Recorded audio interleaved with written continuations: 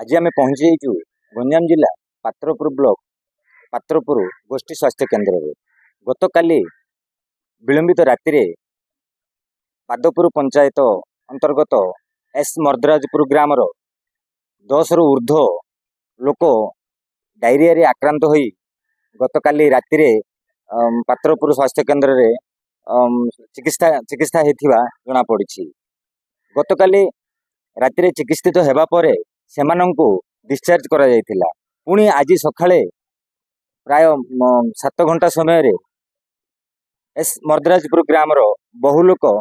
पुणी डायरिया रे आक्रांत होइथिबा खबर पाई स्थानीय वीडियो एवं मेडिकल टीम उक्त ग्राम रे पहुंची सेमानंकु उद्धार करी एम्बुलेंस साहाय्य रे पात्रपुर मेडिकल रे पुणी चिकित्सा करुथुवा देखिବାକୁ मिलुछि। आसंतु आम सहित रोगी मानकर किछि संपर्क अछंती पचारि बुझिबा कौन रही सेठाकार समस्या। झाड़ा बांती ज्वर है पेट सुड़ माइला को काली सका 10टा बेलू है रही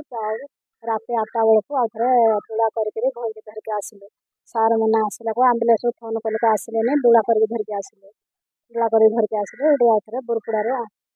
ऑटो भड़ा करके धरिक आसिले देखले मेडिकल देखी आ घरे किए ना बोली छोट पिला बोली धरी पलैलु आ रात 5-6 थर होगा अब सका 5 होगा को आउे सार मैंने सब आसते गाँव को सब देखा चाह कले आसिले आम आसलु 5-6 जन आसलु 5-6 जन परिस्थिति केमती अछि बोलो छै कहउछली ना आउ थरे बेसी सीरियस हैला भी अब घर के आसे एठी आसिला पर हां सलाम चला लागती भगवान कृपा कि आमको केंद्र आम गरीब लोक तो कि भगवान कि उणा करदे आम घर को जीव काली जो सन्ध्या मो खबर पाइली 10 ऊर्ध्व लोक डायरिया आक्रांत हो पात्रपुर मेडिकल ट्रिटमेंट होते राति प्राय 10:30 हो 10टा बेलू पहुँचले ट्रिटमेंट करके छड़ा होता राति पुणी आज सकाଳେ शुणा पाइले आउ 4 जन लोक आक्रांत होती पुणी सकाଳେ मो मेडिकल टीम ब्लॉक प्रशासन वीडियो सार निजे जाइए वीडियो सार जाकि आनी पुनर्बार मेडिकल ट्रिटमेंट कराऊँ पात्रपुर मेडिकल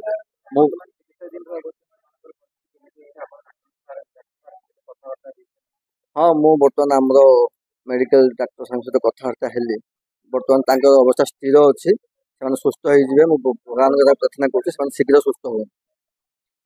से एस मद्रासपुर बादपुर सब सेंटर 10-11टा लोक सीधे लूज मोशन एफेक्ट होते काली 8 जन आसते एडमिशन होते सका भल है निजे पलि भल अच्छे तो टैबलेट नहीं सका आम टीम आम ब्लॉक डेवलपमेंट ऑफिसर सर देखिले 3-4-5टा लोक टे भल ना सीरीयस भी ना से धरिकी आसटा पिला 3टा एडल्ट लोक ट्रिटमेंट चली जन सीरीयस ना आम रिफर करने बाध्य ट्रिटमेंट से भल ओआरएस सालाइन भल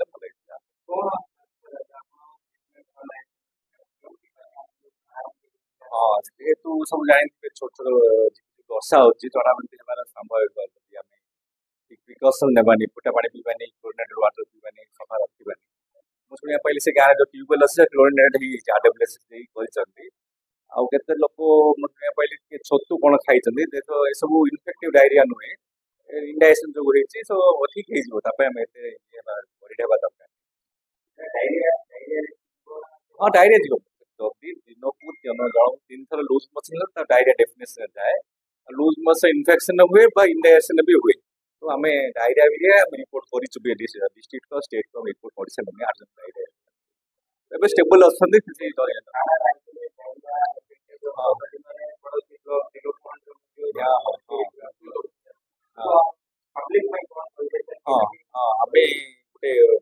गोटे ड्राइव नहीं 4 तारिख सब ड्रिंकिंग वाटर सोर्स सब डिसइनफेक्शन कराई कूँ आ ट्यूबवेल सब मुझे चाहूँगी समस्त फुटा पानी पीतु सतर्क रुहतु खाद्य टी गरम खाद्य कहतु समस्त घर भी आम ओआरएस पहुँचे सब घर गोटे ओआरएस अच्छी लूज मोशन हम आम सांगर स्वास्थ्यकर्मी जो अच्छा लोकल आशा बा हेल्थ वर्कर कंटाक्ट करेंगे मेडिसिन ओआरएस प्रबल खाइबे पीबे असुविधा है सागे से 108 होगी आम हस्पिटाल पलि आस। माधवपुर पंचायत एस मर्दराजपुर ग्रामर रोगी संपर्क कहवा अनुसार आपण शुणी पारुथिले से गाँव में 2 दिन धरी लगातार बहु लोक बांति आक्रांत होई मेडिकल रे चिकित्सा होती गतकाली 10 रु ऊर्ध्व पुणी आज सकाळु 4 रु ऊर्ध्व पात्रपुर गोष्ठी स्वास्थ्य केन्द्र रे चिकित्सा होती गंजाम पात्रपुर आलुजय प्रकाश रिपोर्ट न्यूज 8 ओडिया।